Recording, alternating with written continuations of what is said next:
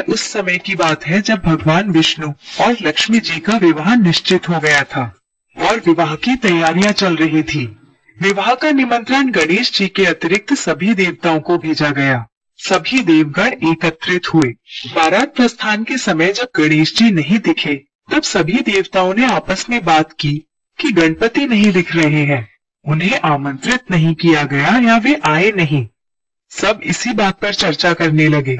कुछ ही समय में यह बात समारोह में उपस्थित सभी लोगों के बीच फैल गई। सभी देवता आश्चर्यचकित थे। फिर सबने भगवान विष्णु से गणेश जी के उपस्थित न होने का कारण पूछा।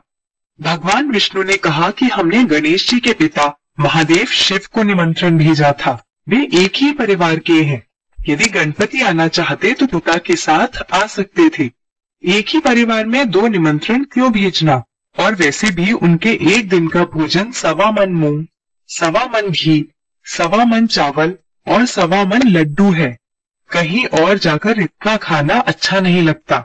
इसी वार्तालाप के चलते उपस्थित जनों में से किसी एक ने सुझाव दिया कि यदि वो आ भी गए तो उन्हें यह कहकर द्वार पर बिठा सकते हैं कि वे मूषक पर बैठकर बहुत धीमी गति से चलेंगे, इसलिए बारात में बहुत पीछे रह जाएंगे। इस सुझाव पर भगवान विष्णु समेत सभी ने सहमति दी और फिर गणेश जी को बुलाया गया। कुछ ही देर में गणपति आ पहुंचे। फिर उन्हें समझाकर द्वार पर बैठा दिया गया और सभी देवगण बारात में चले गए। इतने में नारद जी आए। उन्होंने देखा कि गणेश जी तो द्वार पर बैठे हैं और अन्य सभी देवता बारात में गए हैं। पूछने पर गणेश जी ने उत्तर दिया कि मेरा बहुत अपमान हुआ है, मुझे यहाँ द्वारपाल बनाकर बिठा दिया गया। तब नारद जी ने गणेश जी को सुझाव दिया कि आप जल्दी अपनी मूषक सेना को भेज दीजिए। वो बारात से आगे पहुंचकर रास्ता खोद देगी, जिससे बारात में चल रहे वाहन धरती में धंस जाएंगे और बारात आगे नहीं बढ़ पाएगी। गणेश जी ने ऐसा ही किया।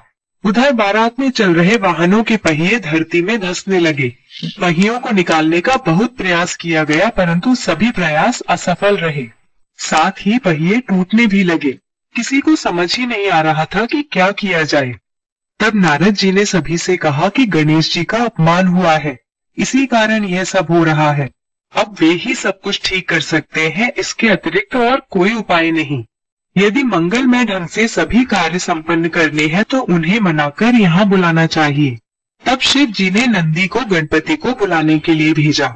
जब नंदी गणेश जी को लेकर आए तब उनका सम्मान पूर्वक पूजन किया गया। इसके पश्चात वाहनों के पहिए धरती में से निकल आए। परंतु अब एक और समस्या थी कि जो पहिए टूट गए थे वो कैसे ठीक होंगे। वहां पास ही खेत में एक मजदूर काम कर रहा था। उसे बुलाकर पूछा गया क्या वो पहिए सुधार सकता है।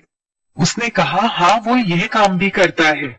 तब उसने गणेश जी का नाम लेकर अपना कार्य आरंभ किया।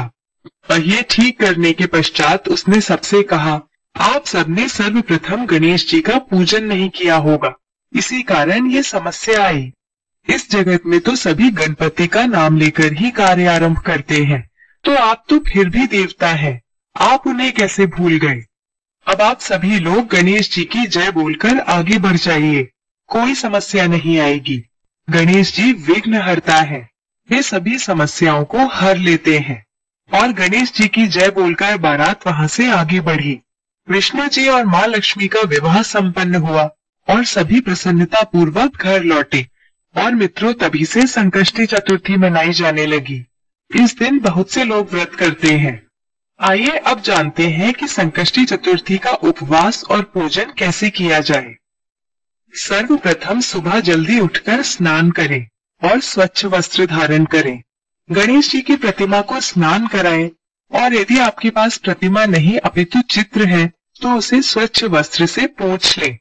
अब गणपति जी की प्रतिमा को फूलों से सजा लें। पूजा में मोदक, गुड़, तिल, पुष्प, तांबे के कलश में जल, धूप, चंदन, प्रसाद के लिए फल, नारियल आदि रखें। आप गणेश जी को तिलक लगाकर मिष्ठान और फल एवं पुष्प अर्पित करें। संध्या में यदि संभव हो तो फिर से स्नान करके भोजन बनाकर गणपति जी को अर्पित करें और संकष्टी व्रत कथा का पाठ करें। पाठ करके गणपति जी से प्रार्थना करें कि आप कोई भी कार्य आरंभ करने से पहले उन्हें अवश्य स्मरण करें और वे आपकी सभी विघ्नों को हर लें।